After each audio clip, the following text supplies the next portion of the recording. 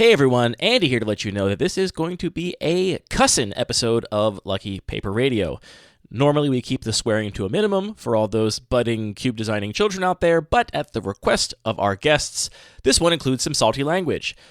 It ended up working out perfectly though, because this also affords me the rare opportunity to tell you exactly what I think about a recent news story. Last Thursday, the House of Representatives passed a bill that would, among other things, ban gender-affirming healthcare for trans folks on Medicaid, roughly 276,000 people. Just in case you don't know, access to hormone replacement therapy is the single most important issue for many trans folks. It is absolutely essential healthcare that many can't bear the thought of going without. There are trans people in my own life who already actively worried about their access to hormones, even though they're not on Medicaid and don't live in a state with explicit bans on gender-affirming care, so I can only imagine what it's like for the hundreds of thousands of people who are not so lucky. This is incredibly fucked. It is so much more vicious, hateful, and dangerous than mainstream news outlets, most of whom are reporting on this like any other budget bill, are suggesting. These fucking ghouls want to eliminate trans people, and this is one of the ways they'll try to do it. I wish I could tell you how you can help, and while it can't hurt to call your senator's office, as the bill still needs to pass the Senate, I'm not super hopeful that's going to move the needle. I think the best thing you can do is educate yourself about the myriad of ongoing attacks on trans rights in this country. Support the trans people in your own life and community, and if you don't have any trans friends, fucking go and make some. As things get more bleak in broad, systemic ways, people are going to need local, small-scale, grassroots support systems, so be a part of that. I'll also link a few good articles in the show notes explaining this particular issue in more detail. Fuck these vile shitheads. May they know no peace. All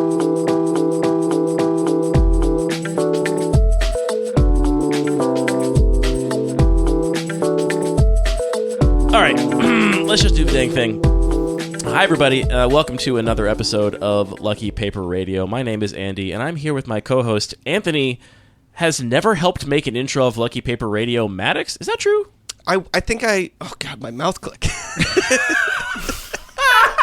I think I might have given you the idea for the tempo one. That might have been my only. There may be one or two others. I feel like when I think about the intros in my head, part of it is I'm doing it like for you, so I can't really involve you. Like, oh, really? I've involved Parker and stuff a bunch in the past. There's so much weird new responsibility and self-awareness you're dumping on me right now. Wait, why does that make you feel some sort of? I don't know. What would you be responsible pressure for? All of a sudden, that to it's do like, what? I appreciate it. Be grateful. Be a better friend. No. It's like for you in the sense that like I also don't expect you to even listen to it. It's like for the podcast view. Does that make any sense? It makes no sense, actually. Okay, well, we're off to a great start then. I don't know. I've thought in the past, like, what if I just, like, handed you an intro? Would you appreciate that? Or would you be like, this was my art project that I have obligated myself to do, and now you've imposed on my art project? 253 episodes in, let me just tell you, I would love for you to hand me an intro. Okay, cool. If you want to hand me a few dozen intros, that would be great. And in fact, we have two guests on the podcast today, and both of them have contributed to intros in the past. Last week, in fact, our first guest, Jane, did the entire intro herself, unbeknownst to her. So thanks for that, Jane. It was really helpful. Hell yeah. I thought it was very, very funny. I listened to that a couple times and then had to just put it in the podcast for everyone to enjoy because best intros not intended to be intros. It's true, really. Like I was actually saying on an episode of the podcast you have not heard yet, but will have come out. So I guess the intro I'm referring to is 2 podcasts ago. I get my timelines all confused. I can pretend I've heard it. Yeah, that one was metal. But I was saying that I feel like oftentimes trying too hard on something just ruins it. Like if you like put too much effort into it, like you can taste the sweat. And the real key to being a great artist is being able to like just effortlessly produce brilliant stuff. And I feel like you're exactly in that pocket, Gene. Oh, well, thank you very much. We also have another guest with us, and finally, at CubeCon 2031, when a table with a huge stack of clown shoes cubes tips over and she's buried in a pile of emblem cubes and rules-modified cubes and cubes with 100 copies of various seemingly random cards, we can add her to the Wikipedia page of inventors killed by their own inventions. It's Arlo, a.k.a. gaytransmulldrifter. Welcome to the show, Arlo. How's it going, man? It's very surreal to be on this podcast. Your voice has been on it so many times, but here you are on it in real time. Well, I guess not real time because it's not live. You know what I mean. There's back and forth now. Yeah, this is like the podcast that got me into cubing, because when I started cubing, basically all of the Cube podcasts were defunct or bad, except for this one. So it's very cool to finally be here on Lucky Paper Radio. I had no idea, and that is... I'm touched. That's like one of our greatest accomplishments. If we got you back into cubing so that you have now contributed everything you've contributed to the community, then I think we can hang it up, Anthony. We've done enough. I was going to say we did it. We podcast success. We can be done. Except not really. We did in our last check-in episode say we do another year. So we have like a banned and restricted announcement for when we can end the podcast once a year. Yeah, I think we're locked in until December at least. But hey, the year's going by fast. It's already May. So well, it's good to have you here in Cube and here on the podcast. We've got you both on because you are two of the hosts of the relatively newly minted Cube podcast, Pack One Slick Ones, along with Usman and Trainmaster GT and Jesse Bear. It's a podcast I've really been enjoying. Honestly, it's like more the kind of podcast that I love even than this podcast that I'm currently making because it is very unstructured. It's just friends chatting about Cube. The topics are all over the place, and I've been really enjoying it. So we wanted to make sure everyone knew about the Pack One Slick Ones, and the best way to get them excited about the show, I think, is to have both of you on. So that's why you're here. Woo! Fantastic. I'm looking forward to talking about whatever we're going to talk about today and arguing about Tangle Wire, maybe. Do you want to start? That was one of the things that Andy proposed to me when asking if we wanted to be on this podcast, was like, we could argue about Tangle Wire. Well, let's actually start about Tangle Wire then, because this is, I don't know if you know this, either of you, but I have posted many, many times on the MTG Cube subreddit, mostly about this show or projects we've worked on at Lucky Paper. But by far, my most popular post on that subreddit of all time was a meme I made about Tangle Wire. And it was the panic, calm, panic meme. And the first pane is Tangle Wire is symmetrical, panic.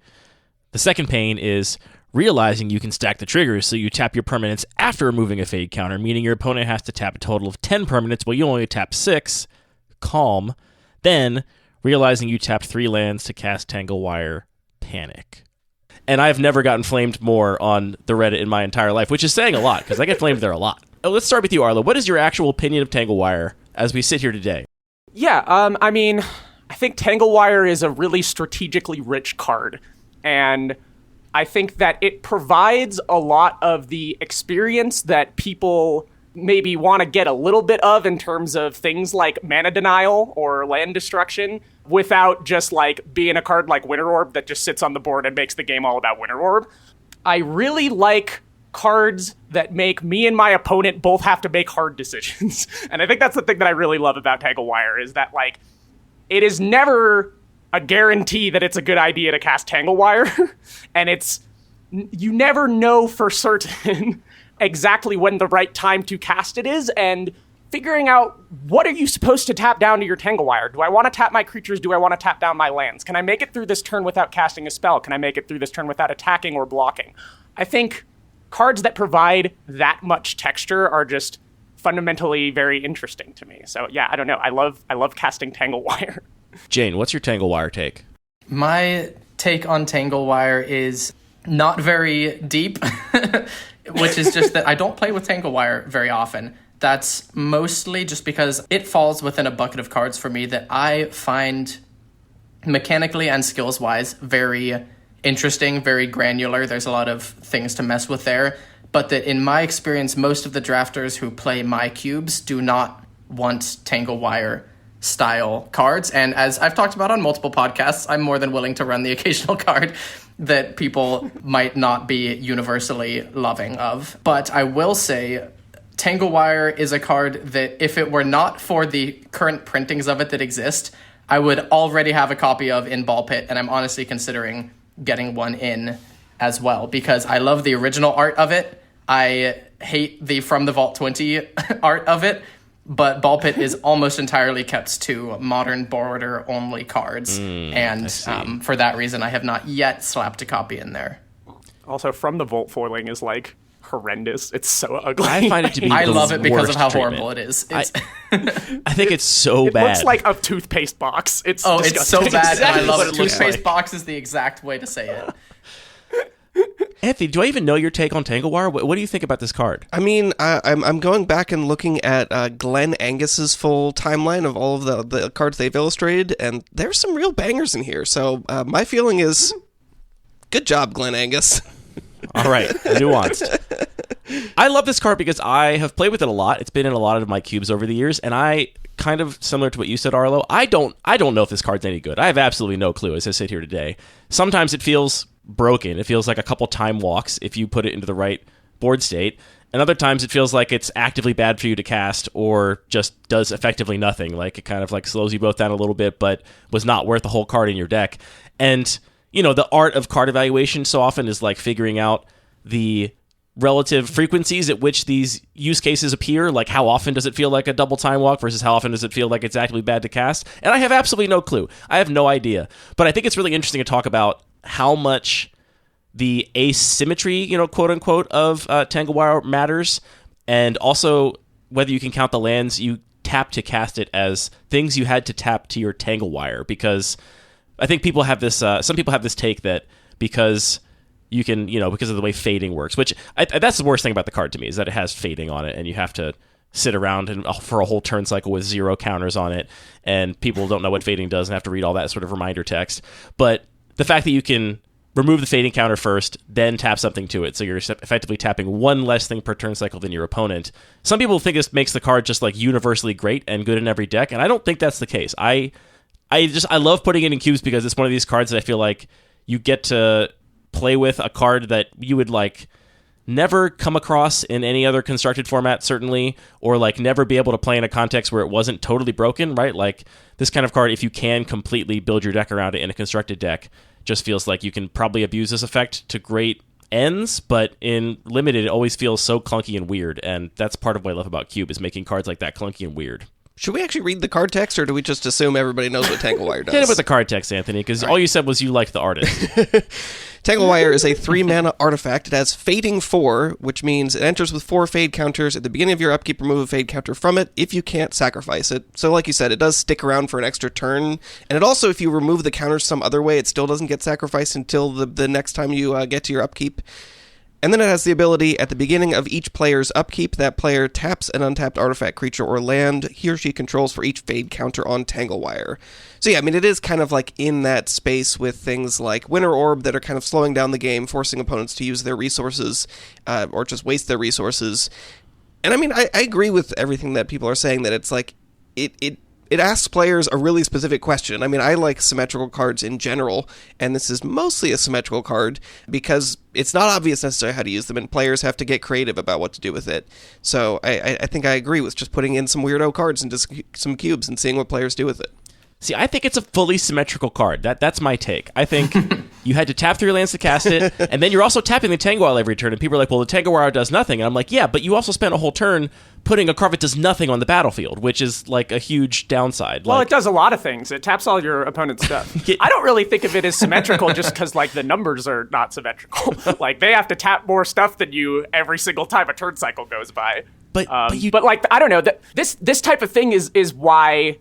I don't know. I think Tangle Wire is like strategically rich in a way that a lot of modern card designs are not. Like, how often do we get cards these days where it's like, here's a card that can win you the game, but watch out? You know? The fact that we can even argue about how symmetrical Tangle Wire is, I think speaks to how deep of a card it is. I think instead it should be like a 10-mana dinosaur with trample, because then we wouldn't have to argue over it. It just exists.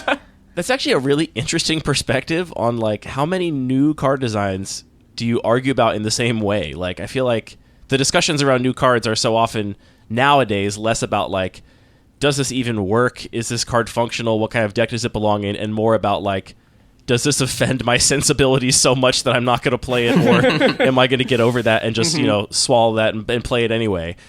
That's an interesting perspective. For a lot of players, I think this does offend sensibilities, not in terms of how the card looks or because it's like way overpowered or breaking things that you think are important to the color pie. It's offensive just in that it is like a card that doesn't really do anything or does a lot in an annoying way. Well, I want to ask Jane this question, because Jane, you said you are open to running, you know, land destruction in your cubes, and correct. This conversation is actually, I think safe to say, inspired by episode 8 of the Pack One Slick Ones, where you talk about kind of equating these like resource denial or, you know, kind of like groaning cards that some players would consider like unfun in the game of Magic to bitter flavors in food, and how you can actually come to a place where you appreciate them and recognize that they have an important role to play in the sort of crafting of a well-balanced dish. Do you see Tangle Wire as like different to those land destruction spells that you run, or do you think it's just doesn't fit for other reasons? I view it as falling within a very similar angle when people are looking at the wide range of Magic cards.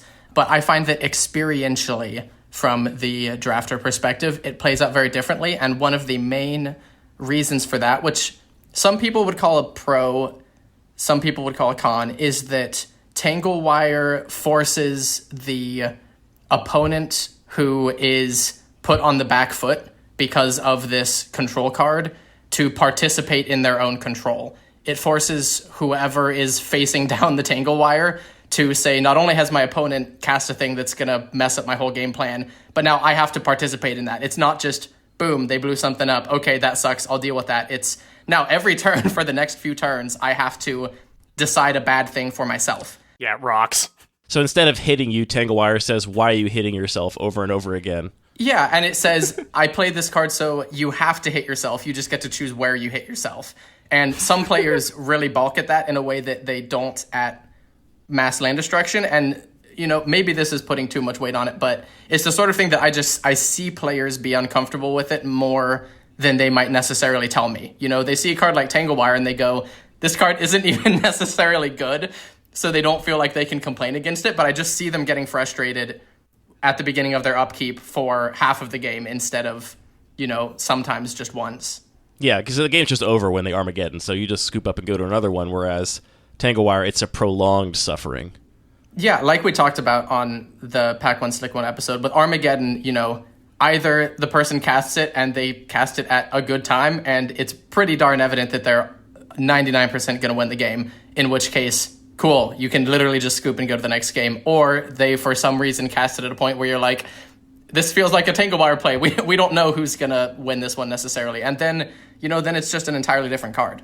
Yeah, I think that's one of the things that's kind of really fun about these types of cards is, like, they are so interesting in the spots where they're Hail Marys. You know, like, any given bomb, if you cast it, probably wins the game most of the time. But it's fun when there are cards that's like, well, I don't have anything else to do, so I might as well cast this here, but it's not that good for me, but I don't have anything else. And then, like, a weird game of Magic the Gathering happens, and I really enjoy that.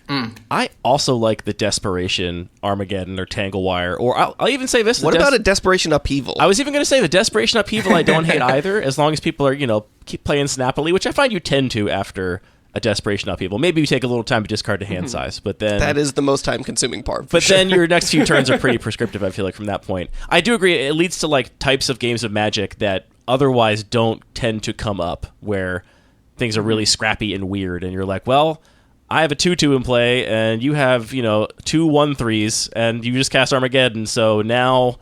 I guess we have to figure out how I can possibly, you know, get around this, but you also can't attack me, so let's see what happens for me. Who has better top decks from this point, you know? Yeah, I mean, I think cards like that have the potential for two things that can be really, really powerful and positive in a game, one of which is novelty. Like, just the idea that we're in this new space. It's not just about, like, who cast their bomb before the other, and, like, then the game is kind of prescriptive.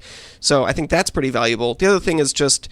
that it can, like, switch the tide of the game in a very dramatic way. Like, it's not super fun if somebody is ahead in the game the entire time, and it's like you're winning, and you just continue to accumulate that advantage until the game ends. It's more fun if who feels advantaged flops back and forth a few times over the course of a game, and that kind of, like, Desperation Upheaval or Desperation Tangle Wire is a really extreme opportunity to create that kind of back and forth. I still remember the one game where I... died. You did 19 damage to yourself, and then I killed you. I with did 18 damage to myself. 18 damage to myself with my own Ancient Tomb for, you know, 9 turns, and I cast, I think, 3 upheavals in this game, and eventually you just killed me with a Derogatory Speaker after the 3rd upheaval, and I was like, yep. Guess what? I remember that too. Yeah, I played a game with Tangle Wire once where my opponent went, like, reanimate on Spirit of the Night, go to 11 on, like, turn 2, and then turn 3, me play Tangle Wire, time walk them twice, kill them with Jackal Pup. I love it. I'm all about it. I love any game that includes reanimate Spirit of the Night.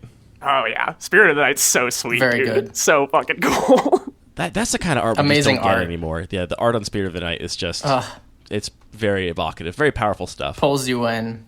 So this actually, I think, leads into what I want the, like, a sensible topic of this episode to be, which is taste in Magic, which is honestly the direction I thought the episode was going when you introed the topic on the Pack One Slick Ones episode, Arlo. And I think it went a different direction, which was also very interesting and great. But there's a whole conversation I want to have here about what it means to develop taste in a game, because I think most people are familiar with the idea that you can develop taste in movies or taste in music or taste in food, quite literally, the kinds of things you like or don't like when it comes to food.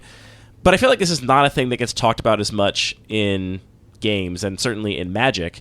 But I feel like it's actually a very key part of cube design. And we get questions from listeners sometimes, and I feel like a lot of the answers sometimes just come down to like, you just got to have good taste, right? Like there's some amount of game design we can talk about here. Like we can talk about the sort of spreadsheets and tables and details of how to dial in something or get something just right, or how to achieve some specific goal in game design terms. But that is only a very marginal piece of the puzzle in terms of the overall experience of drafting a cube. And a lot of that just comes from the taste of the cube designer. So as two people that I think have just immaculate taste in the game of Magic, I'm curious to know, and we'll start with you, maybe Arlo.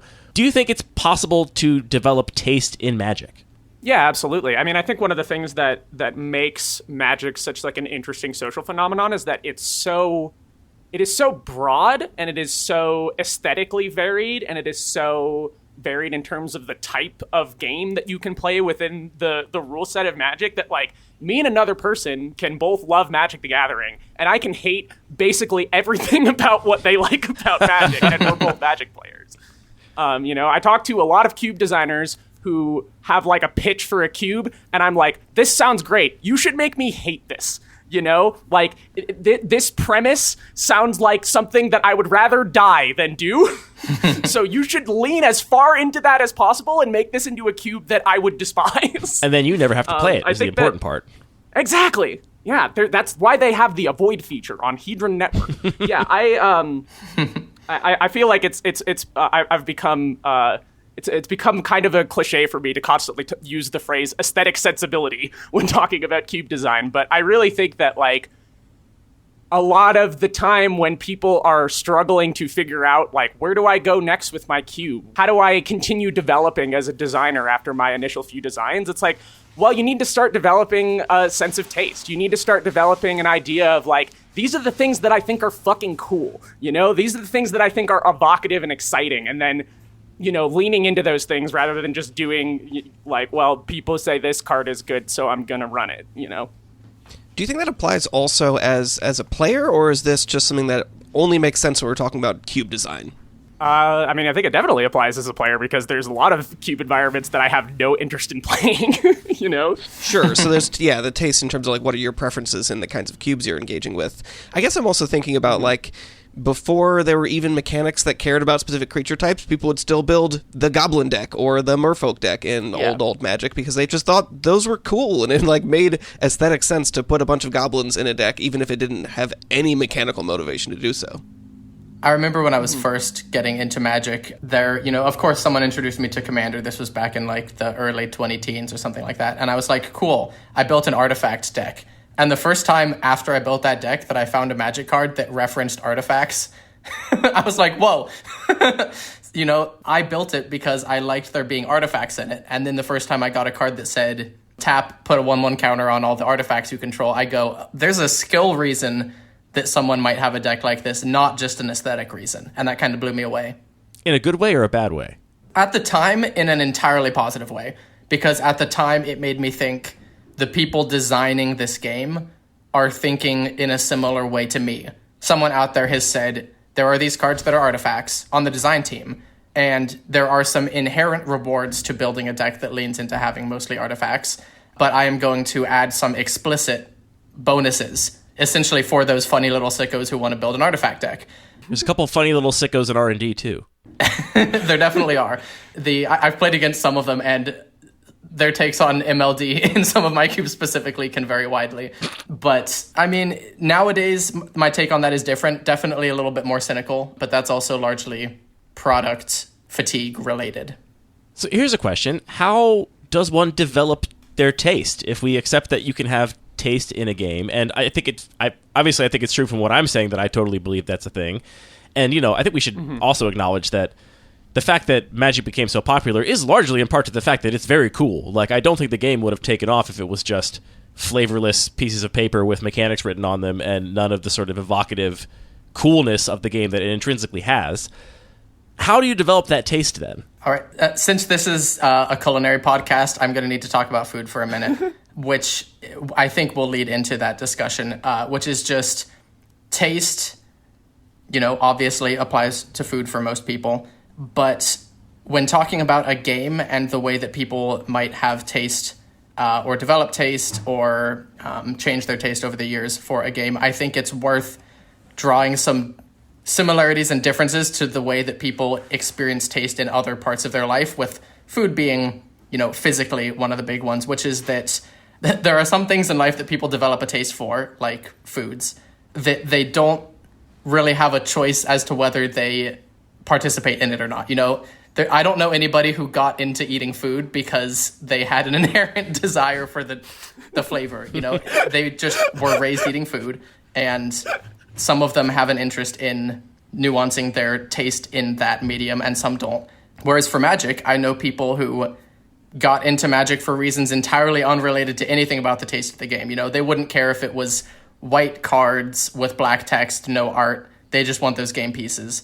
And I know other people who got into Magic because, specifically, like me, the vibe pulled them in.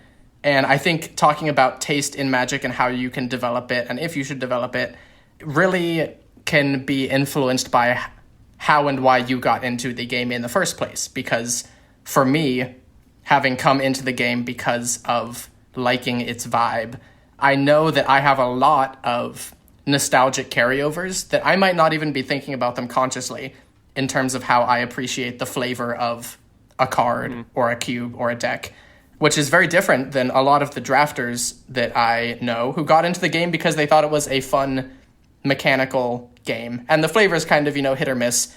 Maybe they prefer Hearthstone, maybe they prefer whatever their other card game of choice is. And talking to them about taste for me is wildly different because for them, they already like the game, flavor aside. And it's just maybe an additional consideration for them of, oh, sure, it's cool when there's a set that I kind of like. Whereas for me, that is inherently baked into the reason I appreciate the game.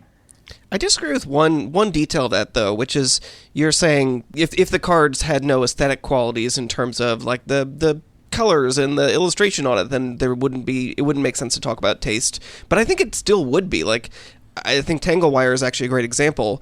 The card itself, just the mechanics of what the card does, has an aesthetic quality, and I think that people can develop taste in just like literally finding game pieces, finding Magic cards that ask the players to make certain decisions that is interesting, that goes much, much farther beyond what the card looks like from just like a visual perspective. Definitely. If I said that cards without art wouldn't have flavor, that's not what I meant. What I meant to say is just that I know drafters who get into the game without consciously thinking about the flavor of the cards they're playing with. Yeah. And I would agree with you that rules mechanics often carry the brunt of the lasting flavor of a card, but that's not necessarily what every Magic player thinks about when they first look at one. Yeah, and I love this comparison to food, obviously, just because that's a thing that I spend a lot of time thinking about.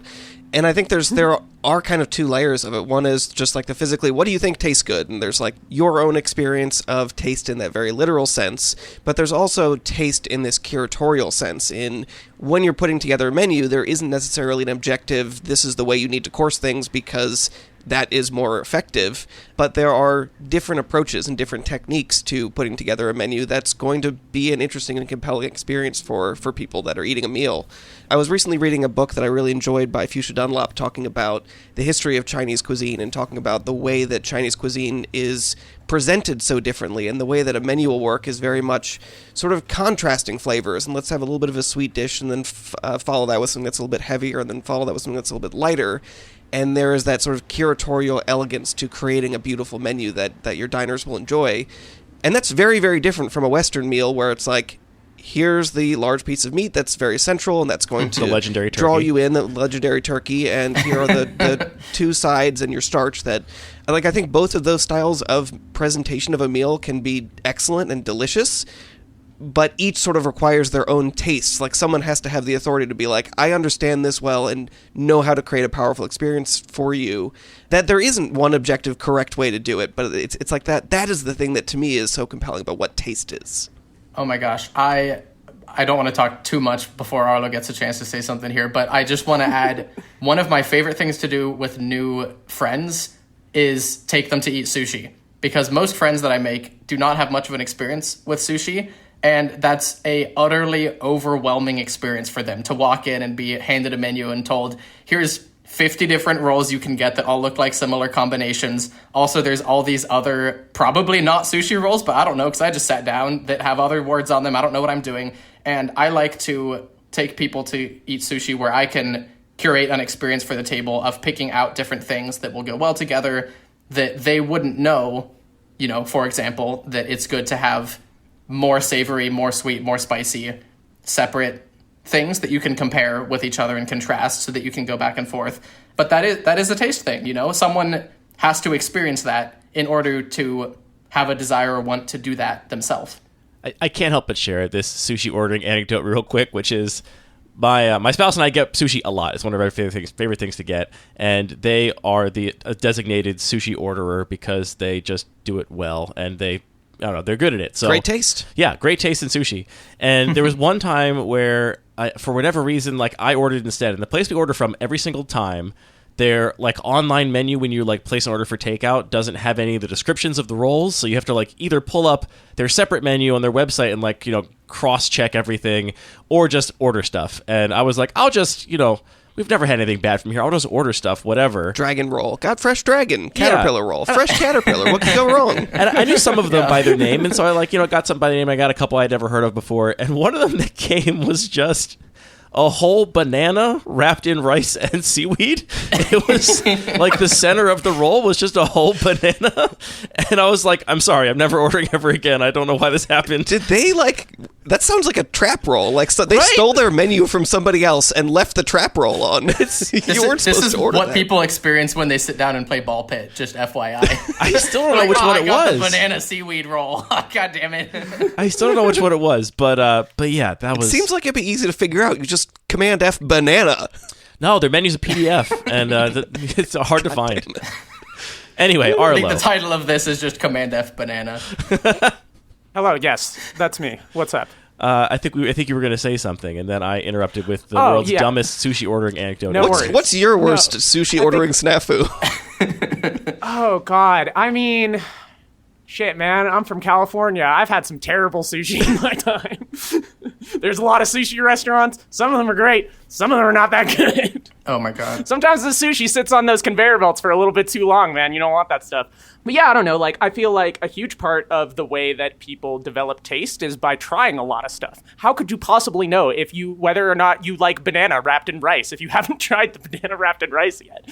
I was a big, simple cubes guy for a really long time. I was really focused on reduce complexity, make things accessible for my friends, make things straightforward, pick cards that are not going to confuse anyone. And I still kind of adhere to those principles whenever I can. But now that I have spent more time playing other people's cubes and doing weird stuff, playing 100 Ornithopters, playing, a bunch of old border cubes, playing all this stuff that people are experimenting with now, I'm kind of getting bored of that stuff. And I think it's important to understand that your taste is not static, right? It's a thing that's going to develop and change over time. And you're sometimes just going to get sick of stuff. With food, it's if I eat the same meal every day for a year, I'm going to get sick of it and not like it anymore. There are many restaurants in my city that I can't go to anymore because I went there too many times and now it's disgusting to me. But I liked it at the time, And that doesn't mean that it was ever bad. It's just I have changed as a person. And then I think also a lot of taste just comes from social context, who you are as a person, what are your material conditions, where are you from, what have you been taught to find aesthetically pleasing. I am someone who just really likes minimalism. I like things that are simple and straightforward and make sense, and that is reflected in the types of Magic cards that I like. I don't like outside gameplay trackers and stuff, and I think I would feel that way even if I didn't play during Zendikar. It's just that I'm just a kind of person that doesn't like fiddly complex things. I like things that are elegant. So that bleeds into what I think about Magic. Yeah, and I think an important part of what you're saying is that your taste in magic isn't just all about magic. You're taking your experience from the rest of your life and applying that. And yeah, I mean, I think that the focus and simplicity and not having extra components is a really powerful, clear example of that. I also think it's really important to emphasize your point that taste does change. Yeah. And I still feel like so many maybe newer cube designers I talk to are on this journey where they think they're trying to like craft the perfect cube and they're going to like arrive there someday. And it's like, that's not possible for a variety of reasons. And one of them is that your idea of what the perfect cube is will be constantly moving. And so you're never going to hit that target because even if you were to like magically get there once, the next week your ideas are going to be different. You're going to feel differently about what you want to do. So give up on that pursuit of trying to do the perfect thing. It's not possible.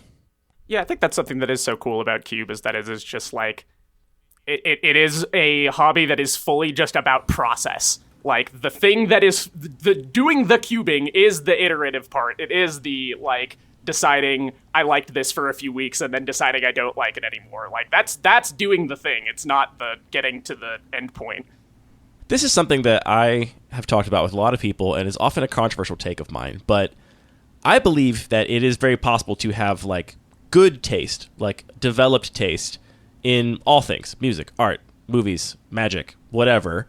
And it's also possible to have poor, undeveloped taste. And I think some people often hear that and think it's like a kind of an elitist or like a snooty attitude that's like designed to like dismiss some people's, opinions on something just by saying they don't have, the proper taste. But, I think that, to your point, Anthony, right? Like there are a bunch of different types of food cultures out there and cuisines, and in each of them, there are a variety of ways to make a dynamic menu and make a compelling meal. And there's like infinity options. There's infinity ways to do it, but some people do it well and some people don't do it well, even though it's not like an objectively correct way to do it. Right, and I think what I'm trying to say by that is that I agree with you that I think taste is real, but also that there is not a single objective correct taste, and there are multiple different sort of local maximums that form around different approaches to things. But even those, right? It's like, Thomas Keller is doing the Thomas Keller local maximum. He's not doing somebody else's local maximum that, like, he's doing the best he can do given his own, like, context. And I feel like that is the kind of... if cube designers are going to strive for some kind of, like, peak, it should be to do the best that they can do with their own perspective on the game and their own context and their own sort of information. But I'm curious to know if others agree with this point that, like, some people's taste can just be bad, right? It's not just everyone likes different things and it's totally fine to like whatever you like. Some people just have bad taste. Other people have great taste. And if you do agree with that point, are there any hallmarks of good taste in magic or hallmarks of people that have developed a taste that you think is worth learning from? I think I would quibble with the use of good and bad here. I think they're not very useful.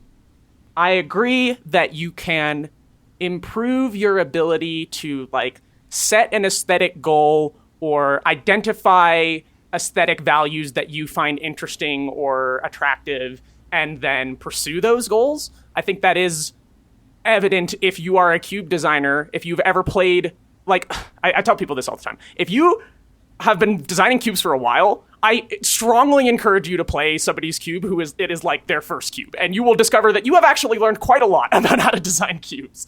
But do I think that the person who made a cube as their first draft of their first cube and it's not totally working yet has bad taste? I don't know. I don't know if that's like, what does it do for me to describe that as bad taste rather than just saying like, well, this person is inexperienced and they're learning how to get closer to their goals. Well, it's funny. I think this is where this kind of like two prongs overlap, right? Because I think part of it is taste and part of it is like, again, the sort of mechanics of game design, like being able to actually implement this sort of vision you might have in your head.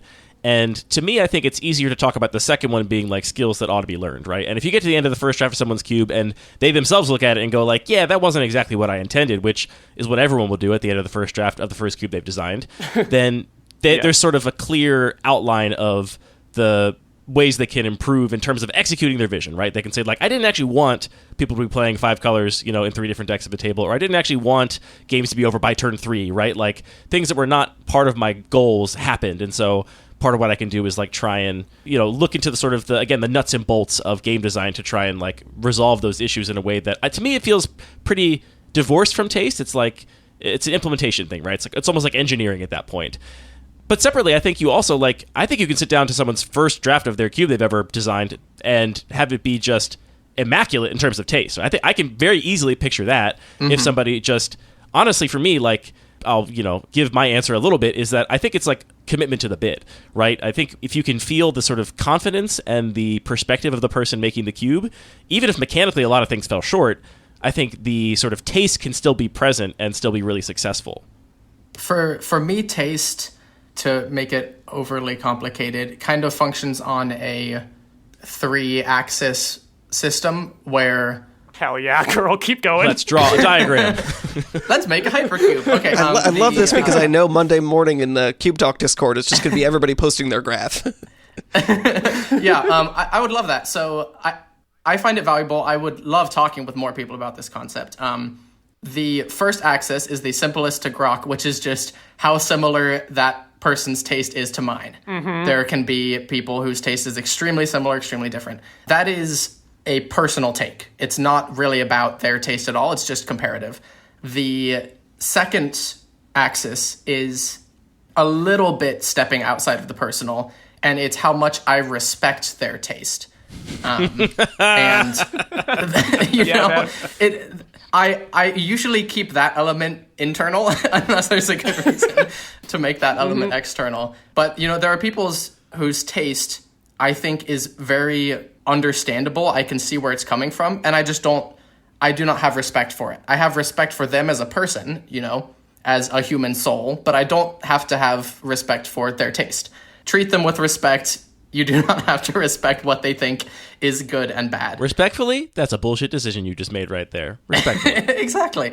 Yeah. And the third axis is how developed I think their taste is. Highly developed to lower developed. And that is the most complex axis and the one where I'm trying to most get outside of my own interpretation and most get into their interpretation, which is just what has caused this person to develop taste the way they have and how deep have they gone into that. So, highly developed taste, meaning this person has experience in this topic. They've tried a lot of foods.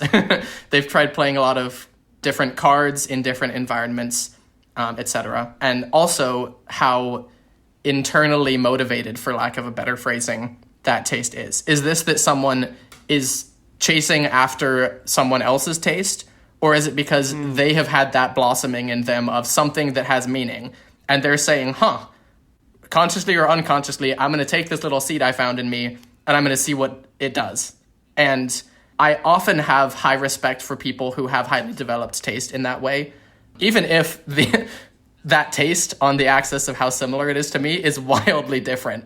If I'm like, wow, you have analyzed all of the songs in this genre and you have found a thing that you really like, every single song you have shared with me is god-awful slop that I would never want to listen to. I respect the hell out of you because of, the previous two things mentioned. And the same applies to Magic and cubes especially. I've played cubes where every single one of these metrics is in a wildly different place. I could play a cube where a lot of the cards are cards that I like, but I know that this person just cloned this off of something else, and therefore there's less respect in the development of the taste, more, appreciation of the similarity of the taste. Yeah, at CubeCon, I played a cube that has been talked about on this podcast quite a bit, the Reading Rainbow Cube.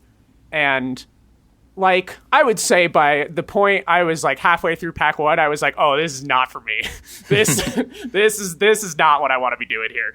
And, it would be very difficult for me to offer any amount of feedback on that cube because, I don't know, I just wouldn't make it. Design a different cube, Daniel. Yeah, it is just not encouraging the type of thing that I want to be doing. But I think it would be arrogant of me to say, oh, well, Daniel just has bad taste, right? It's well, no, Daniel just cares about stuff that I don't give a shit about, right? And that is one of the things that's so fucking cool about Magic is that somebody could be so passionate about this game to be willing to put together a cube, which is a very stupid and tedious thing to do, and have completely different idea about what is fun than I do.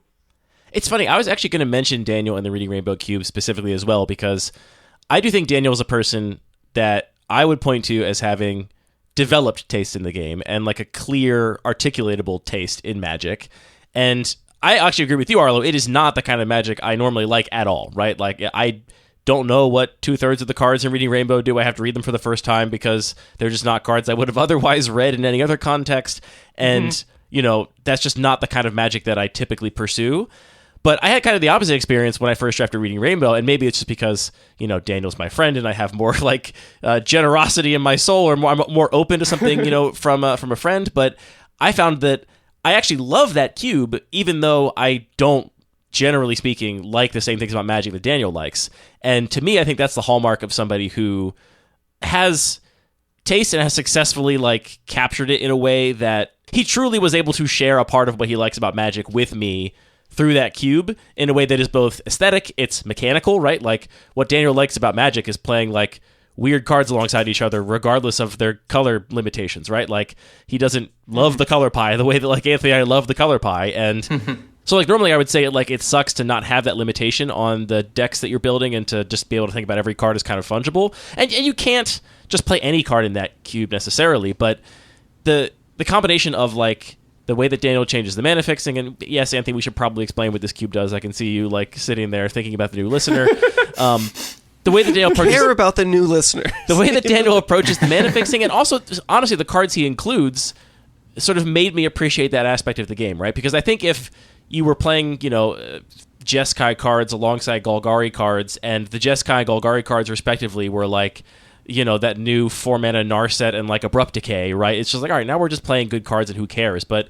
the cube is also full of bad cards, and so it's now I have to figure out some way to make something reasonable happen with these weird, janky gold cards that Daniel's so in love with. And yeah, I don't know. I was actually just going to cite him as somebody that's I do think Daniel has what I would describe as good taste in the game, even though it is completely different from my taste, right? In the same way that there's probably lots of great restaurants that I would not... Well, I really love pretty much every restaurant. I can't actually say that. But there are definitely dishes, right, that are well-crafted, that are well-considered dishes that I just hate coconut. And so I'm sorry, if it's got coconut in it, I'm just not going to like it. And that is just... that's a me thing, right? That's not a you did this dish wrong thing. It's going to be a bad day when you accidentally order the just a coconut wrapped in rice sushi roll for a couple reasons. Yeah, I mean, I think maybe I'm coming to agree with Arlo's point that describing it as good and bad is just, it's a big value judgment that is maybe counterproductive, but saying someone has developed taste, I think, is pretty powerful and communicates, I think, what's important, that somebody has spent a lot of time not just doing a thing, but doing a thing in an active way and thinking about it such that they can do something in a way that is just accounting for a lot of stuff that's really difficult to explain or quantify or describe, because it's just sort of invisible detail that's really, really important, and you can't get any other way except by having a lot of active, thoughtful experience. Yeah, the two characteristics that instantly make me like a Magic player, designer, etc., and a lot of that is tied to their taste, is... do they have verve for what it is that they're doing? Do they have, an internal excitement that they are really wanting to share with other people? And also, do they have, a modicum of humility about it? Are they saying, this is an amazing thing that I have made that's perfect, it's cool, therefore you should like it?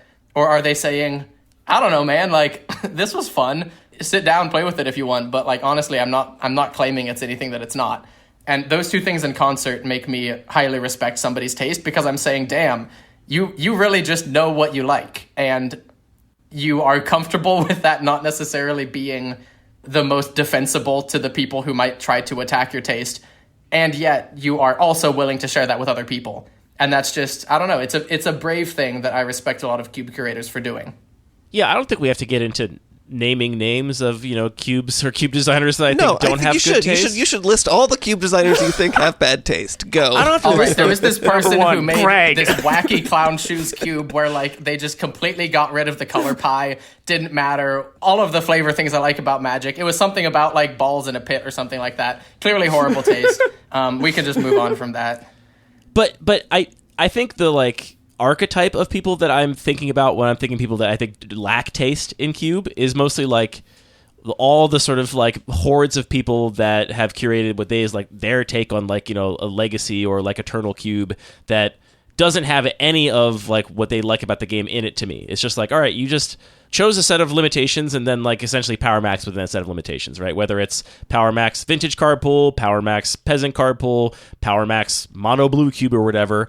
That's the sort of curation that I look at and I'm like, there's no taste here at all. This is just like, your only tool in your toolkit is the sort of optimization, the like mechanical, game designy, like, that sort of element. And there's nothing else present here to like latch onto, and that's where I feel like there's just no. I mean, maybe bad taste is not useful because we're going to say no taste. There's just nothing. Yeah, nothing being communicated. Yeah, I think you can say that in a way that doesn't carry a big value judgment. Like the goal of that kind of curation is not to be tasteful. It's not to be like I am the auteur that is creating this beautifully crafted experience, and you're going to care about me, the author. The goal is just to optimize that game problem, and I think for a lot of people that's a satisfying way to engage in the game. And I think that for us, maybe a thing that makes the game much more satisfying is when it is done tastefully and deliberately tastefully with that as a goal in mind. So you're saying some people just like to eat slop and that's fine? Yeah, some people literally like to drink Soylent, and that's... Is it fine? It's a bummer. Is it fine, It makes Anthony? me sad. Is it fine? It's probably not as healthy as the company says it is. All right, Cube is people. Is that what we've come back around to? Cube is people. It is, absolutely. Thank you for also now contributing to the intro for this week's. Wait, have I already... I think I've already I think done you have that. done a Soylent Green episode for sure, or intro. Wait, what was the joke? I gotta look it up. I mean, I'm just getting... It's been 5 years now. I just have done intros. Is it about Soylent Blue and how that's the strongest of the 5 drinks? No, I just know that I definitely looked up clips from Soylent Green and like... Oh, man. All right, well, we'll see. Maybe I'll do the intro, but better this time. Soylent Devoid. There we go. Yeah, to everyone's point, my sort of categorizing it as good and bad taste, it riles people up every time I mention it because people are, I don't have bad taste. It's like, all right, well, we can disagree. It's fine. You don't have to agree with me. But yeah, maybe no taste is a better way to put it. Or I don't know. I think that to your point, I think a lot of people would suggest that their vintage cube is actually a beautiful creation of theirs, and what they're actually doing is just solving that game design puzzle of like, let me just put the most powerful cards I can fit in here or support as many archetypes as I possibly can without any sort of curatorial taste. I think people would suggest that that is their taste in action, and that's where I'm like, I just don't think it is. I just think that you lack an interesting perspective on the game, and your restaurant is just a cheesecake factory now. So yeah. It is an element of the human condition to encounter other humans who get enjoyment from things that you yourself fundamentally can find no value in. And, that's a issue in a lot of social situations, not just, Magic the Gathering related, but finding someone who seems to inherently enjoy something where you yourself are like, I don't know what's being enjoyed here, or I certainly would not be able to enjoy that. Well, but here's my point, though. Like, I don't enjoy any of the stuff that Daniel likes about Magic, but when I play Daniel's Cube, I see it and it's present, right? And I feel like it is articulated and captured, as opposed to somebody who is building an eternal cube or whatever, that I just feel like there's nothing there. Do you think that's a difference in my, like, just generosity, that I'm just, like, more open to Daniel than I am to, like, somebody's random legacy cube? Or do you think there's actually something different about that? I think there's a confluence of factors there. Friendship is definitely one, but it doesn't sound mostly like you're just saying, oh, Daniel, you're a nice guy, therefore I somehow also kind of have a respect for this. It sounds more of the end that you think he has done a thing well, even if that thing does not have much interest to you. And you can respect someone for doing a thing in a detailed manner, even if the thing itself doesn't have interest to you.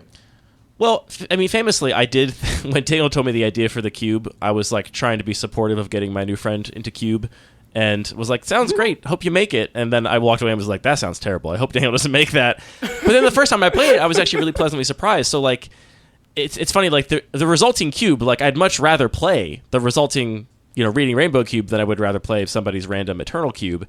So it's like, it's not for me in the abstract sense, but, like, it's kind of like I like to go out to, eat a cuisine that's not my favorite every once in a while, just to, like, have the experience, right? Just to taste it, compared to, like, going to a bad restaurant where the food is just bad and the menu is poorly constructed and the person behind it has no taste. Like, I think there's a clear difference there that maybe I'm not articulating well. Or maybe it's just me being judgmental. It's entirely possible, too. I think that you're somebody who really values the idea of Cube as game design project, right? And a lot of people do not think about Cube like that at all. They think about Cube like how Magic players think about everything, which is like, how do I get the most powerful cards into this thing? And that is just a different pursuit from what you care about. And I also don't really like playing those cubes. And I don't really like talking about Cube with those people because it's fucking boring. But I don't know if they're having a good time, God, I guess. Yeah, I mean, like, when people say things like, shucks, dude, I love Jace the Mind Sculptor, but he's just not doing it anymore, so I can't put him in my cube. It's just like, are you even a fucking designer? What are you talking about? But the answer is they're not, right? It's not, that's not the approach, right? The approach is just like, here is what Cube is. Cube is about putting all the most powerful cards in a box. I will use my incredible power of being a good Magic player to figure out what the good cards are and put them in a box, right? And that's not the lucky paper ethos, right?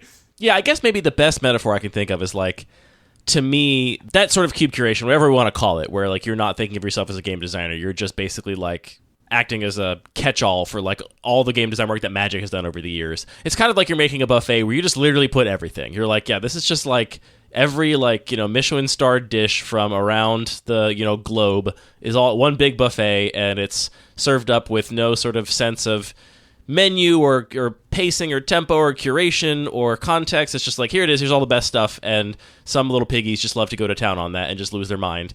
And what I'm interested in is like, crafting a buffet or a meal that is much more curated. And yeah, I guess I can see the sort of nuance in that.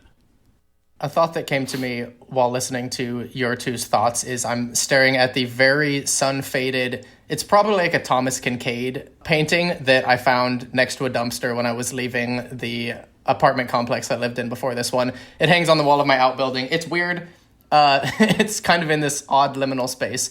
But I was thinking about painting while listening to Arlo, you talking about cube curators building a cube the way they would build a deck. And that really stuck out to me because that is a disconnect I find when I talk to some cube curators. I feel like they have built a cube, but what they did is they built a powerful deck that just happens to take the form of a cube. It's in many pieces. Whereas it's in many pieces, and what stands out to them is that they wanted power, whether that's literal power or just some element of the way that powerful Magic cards, however you define those, play with other ones. And I also know artists who, for example, let's take painting as the example, who want to paint powerful paintings. And both of them are pursuing something that word-wise sounds similar but has vastly different expression. And someone who's trying to make a powerful piece of art, in my experience with artists, what they are trying to do is they are trying to do a thing well so that it will impact the people experiencing it in certain ways or in unknown ways, as opposed to someone trying to build a powerful deck.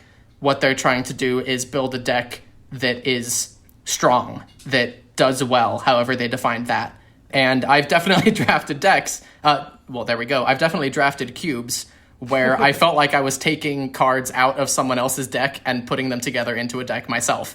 And that's a thing that some people enjoy doing. Whereas I've also drafted cubes where I feel like someone handed me a painting and said, find some cool things here. And I'm like, oh, whoa, this is way more up my alley. Derive meaning from this painting now. Exactly. Yeah. So, and then compare it with someone else, and one of you will win mathematically. So what I'm taking away from that, which I think is very powerful, is that basically all the people out there curating their own sort of brain-dead version of the vintage cube are just Jeff Koons, and that really resonates for me. You're vicious today, bro. Yeah. I'm here for it. I will say I respect that take.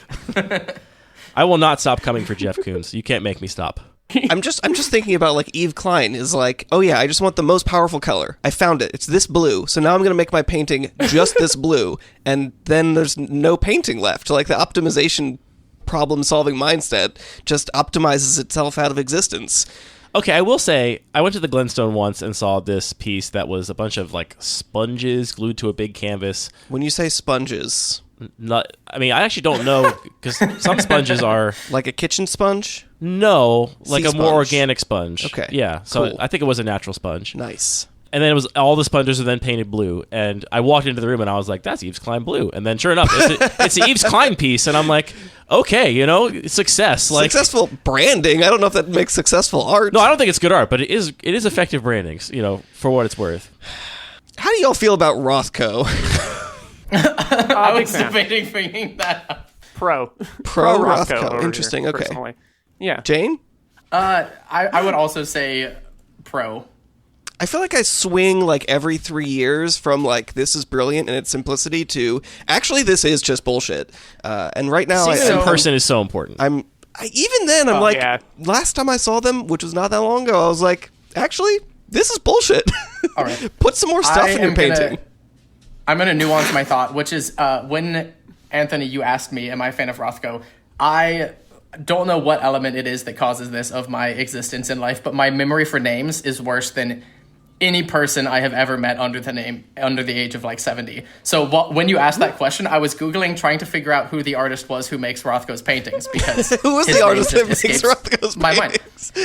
Turns out it's Rothko. The first time I saw a Rothko painting, I hated it. I was like, this is everything I dislike about being a hipster, having grown up in the Portland hipster movement, for lack of a better word.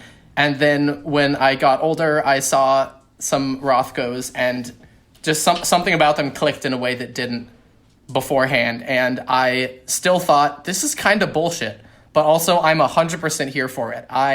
For whatever reason, wherever it's my brain state in right now, maybe it's just the meditative factor of it, but just looking at this thing and analyzing the differences in texture does it for me. And that's a thing I think you can apply to cube design. I have seen cubes that at face value seem overly simplistic or overly derivative. Like it's just totally uniform. It's just only about one creature or only about one tiny artifact. Only exactly. But where what I gain, goddamn, now I'm getting too meta trying to think about that in the back of my brain. But anyway, where some element of the texture of what's going on, the slight variations, just works for me. And that doesn't necessarily have to be a thing that they did intentionally. Like, I honestly love looking at a painting I consider being a bad painting and just finding things in it that I do enjoy. Of just being like, wow, that brushstroke right there, for some reason, that's good. That has lines to it that just really work. The color blend there really works. And I think it is one of the ways to develop good taste in other fields is to be able to find elements that you do enjoy in larger works that you don't enjoy, and vice versa, finding elements you don't enjoy in things that you do enjoy. And Rothko firmly falls into that category of my thought looking at some of his paintings initially is still just, why is that a thing? And yet, if I actually spend time with it, I usually end up finding something that I actually find meaning in. So Jane says grow up and you're like Rothko more. Stop being a big baby. Give me a couple more years. Yeah. Well, I think it's hard for me to call anything that I find to have like a lot of emotional truth to it, like bad or uninteresting. Yeah. So I go to a lot of open mics. I enjoy poetry a lot, and I could probably count on one hand the number of times that I've heard someone perform and thought that was a bad poem, even if a lot of the things that people do are, not very technically impressive or, not, the most evocative piece of literature you've ever heard. But like when somebody is performing the poetry from their heart in full earnestness, it's very rare that will not at least be something interesting and worth talking about and worth thinking about and just like listening to the music of someone's voice. So like part of it is for me is just like, those cubes that we were talking about that Andy called slop for piggies, I believe. Like that's accurate, yes.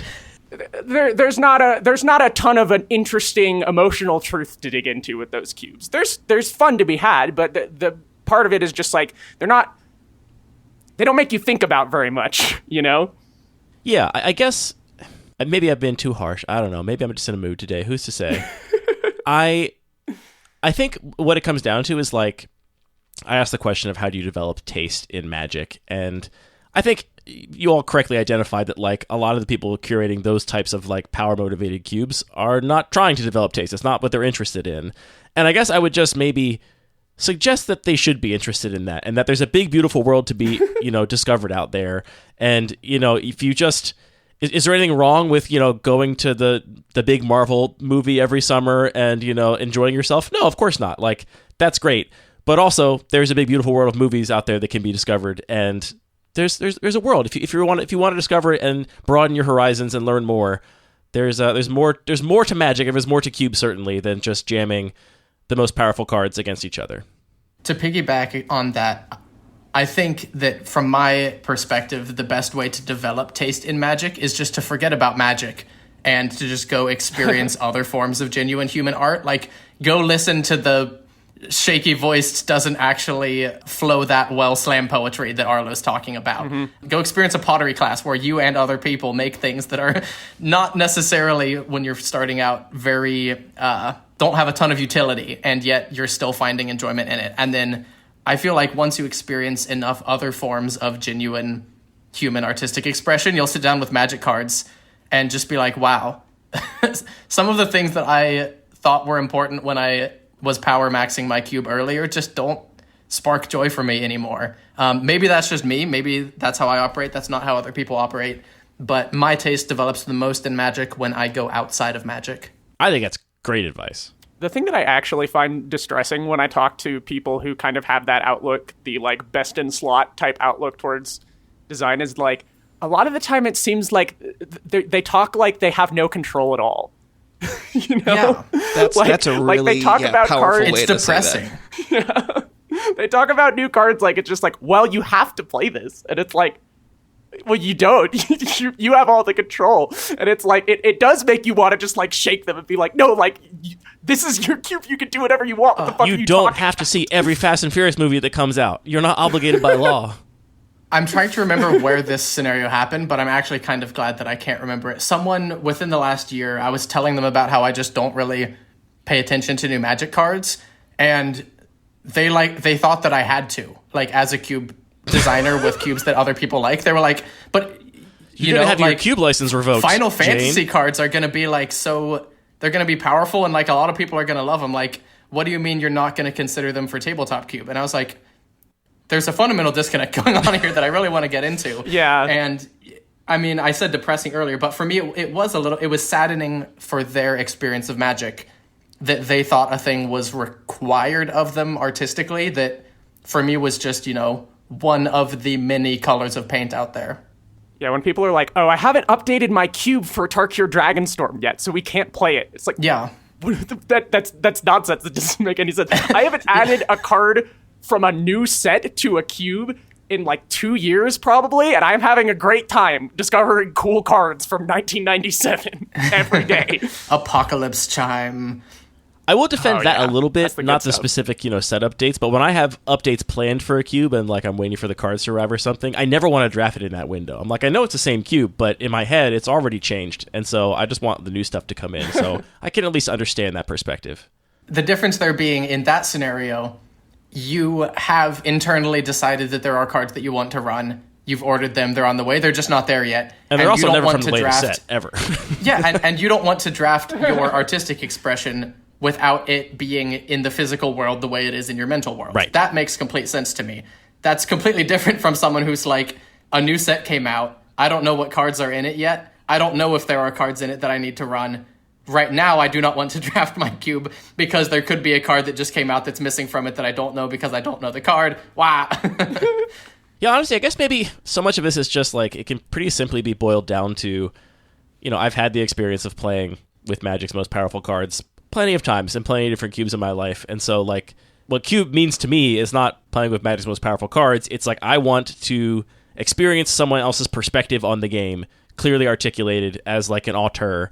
And if your cube is not that, then I'm just less interested in it. I feel like it is not as much for me as it would be otherwise. There's a lot of people out there that are still just having fun playing with Magic's most powerful cards, regardless of how they're curated.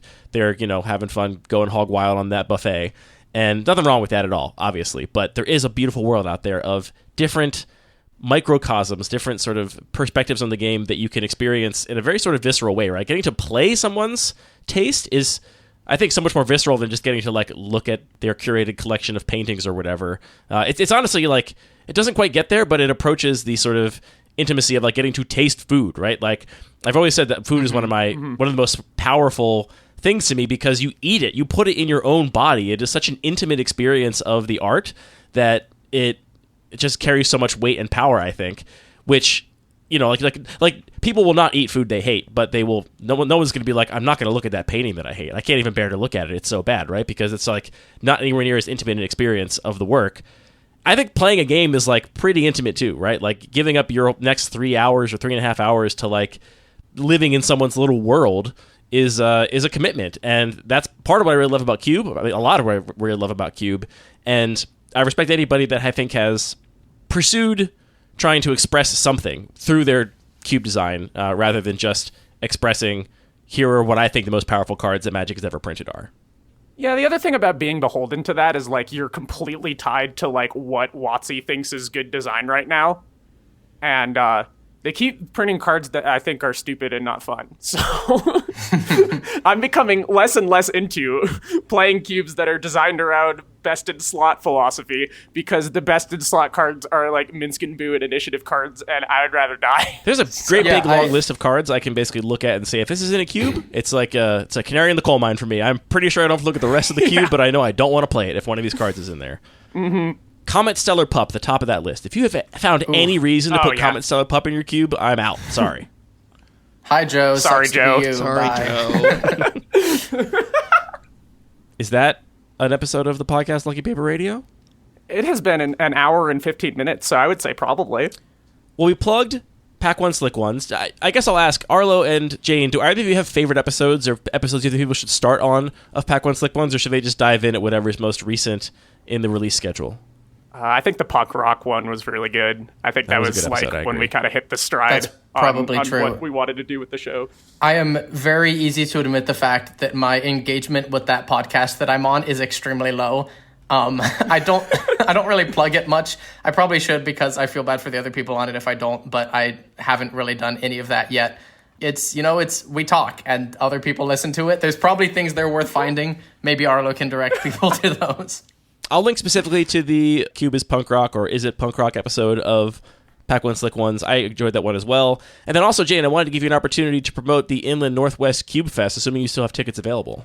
Yes, we have lots of tickets available because I have been advertising more to out-of-towners. The Spokane Magic community is definitely the golden retriever variety, where you should really do most of your plugging maximum of a month out. I see. So, Golden Retrievers famously can't plan more than a month out. They don't have calendars. Correct. They really struggle with like using Google Calendar and whatever. But yeah, I definitely would like to plug that. Go ahead. All right. Simply do that. I wasn't sure if this was like the middle bit that was going to get cut out or whatever. All right. All you sickos who made it to the end of an episode of Lucky Paper Radio, I will be running a new pop-up local 64-ish person cube event called Inland Northwest Cube Fest in Spokane, Washington, this July 19th and 20th of 2025. It's $40, ticket prices staying low, prizes staying low, casual fun being kept extremely high. So this is not a very competitive event. There's no top 8 cut. There's no champion. It's just a bunch of good people with a bunch of fun cubes just having a great time. Will there be an award for whoever has the best taste? So there actually will be some side events that involve taste in Magic. It's going to be some steep competition at Jane's Cube event where we know DSB is going to be there. Like, there's some tastemakers I've ever heard of them that are going to be at that event. So it'll be a tasty event. The easiest way, well, there'll be a link in the notes, but I will also be posting updates for it on my Blue Sky, which I don't otherwise use much, which is jane.mckinney@bluesky. And sign up. There are still tickets available. It should be a blast. It will all be linked in the show notes, and Anthony and I are going to be there. I'm really excited to make an excuse to come out to see our good friends in the Inland Northwest. I also just I like the name, Inland Northwest Cube Fest. Really rolls off the tongue. Draft the best. And I swear to God, I'm glad it's not a competitive event. I don't think the cut to top 8 is entirely necessary. I think it's going to be fun just to play casually. If I don't get a fucking pin, I'm going to go ape shit. I'm bringing my goddamn A game because I need one of those fucking pins. Casual, not spiky event, not super competitive. Once I get my first pin, I'm going to be so pleasant. But until I get that first pin, I'm fucking edge shooting. I'm trying to get that pin no matter what. It's happening. Be careful if you're sitting across from Andy. He's going to kick your knees under the table. Judge Mistrigger. Yeah. He's gonna bring his own cube and make sure that he has Echoing Boon in pack 1. Like it's. Do you have anything you want to plug, Arlo, other than pack 1 Slick Ones? You can subscribe to gaytransmulldrifter on YouTube. It's a pretty good YouTube channel. I make videos about video games in a humorous and shitposty style. I think you will enjoy them. It's gaytransmulldrifter, all I will one second word. that plug. You do not have to have seen or even know of the video game that she's talking about. They are enjoyable watches if you have even a modicum of taste. I was going to say, I have actually watched those videos as well, despite having not played, I think, any of the games you ever made a video on, not being a big gamer myself, but I have also enjoyed them. So, a good plug. A good, solid plug. Dope. That's all I got. All right, that's the end of this episode of Lucky Paper Radio. Thank you for tuning in. The music for this show is produced by DJ James Nasty. All the Magic cards are produced by Wizards of the Coast. This podcast is produced by thinking really hard about Magic cards and speaking into microphones about it. Anthony, Jane, and Arlo, thank you all for the gift of friendship and for the gift of Cube. Thank you for having us on. Andy, thank you for the gift of friendship. And the Thank gift you for of talking about art. Oh, anytime. Yeah, man. I love it. Here's what I'm ending dope. ending the record on. I've just been staring at. You've been hey, hold on.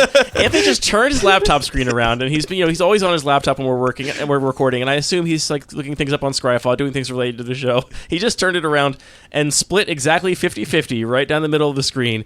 One side is Spirit of the Night, and the other side is a Rothko painting. And I'm not sure how long he's been staring at this diptych on his screen. It really makes you think. Maybe I'll figure out how to put a Rothko Good into job, the boys. cards mentioned Ain't page. that just the way? Yeah. That's worth a bit, I think. Yeah. We're talking about Rothko, and for some reason in my head, Rothko and Robert Rauschenberger always combined into one. I think I learned about them in the same week at art school, yeah, and so like they're just like linked in my head. And then I was like, damn, the Neoclassical Cube is just an erased William de Kooning, basically. Many people have been saying this. He's like, look, it's just paper. It's just paper. It's just paper, everybody. Don't worry about it. It's not a big deal.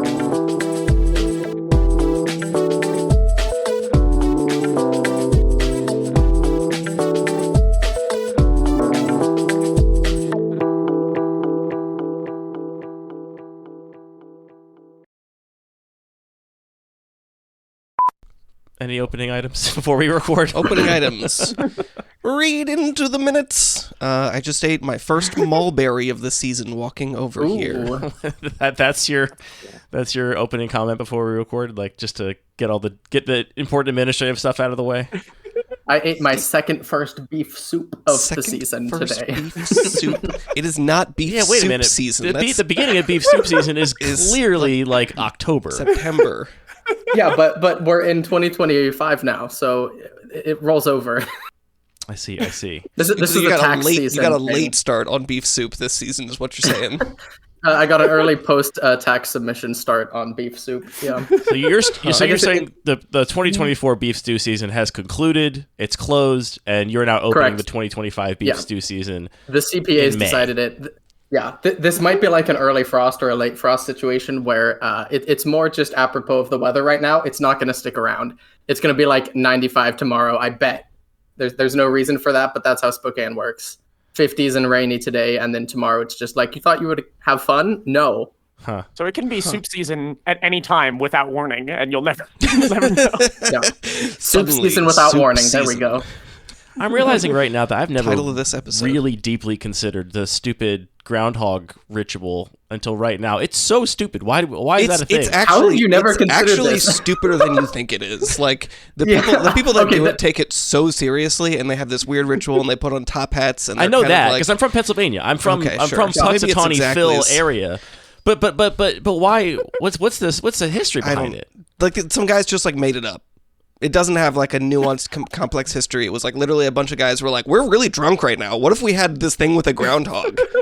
Yeah, That's it's the it. secret groundhog That actually makes me cabal. like it more. I feel like knowing that it's just like a random invention of some. drunk There's a dudes. groundhog in the park next to my house, and I'm so excited about him or her or them. It's a big groundhog. It's a big groundhog. I love them. It's a big chungus. Very excited I will about say- this non-binary groundhog. The gender of that groundhog is chungus. I don't know. Yeah. I I don't know not the ask. gender of this marmot I just found, but it's a little guy, and that's how I'm going to refer to it. Yeah, you can click both those buttons. And then I will also say that, according to Jane, you are both brash trans women that must swear. And so we're going to have this be a swearing episode of the podcast. Nice. So That sounds verbatim, feel honestly. free to curse. I mean, it's very close to verbatim. I did check the exact language in our DMs. Yeah.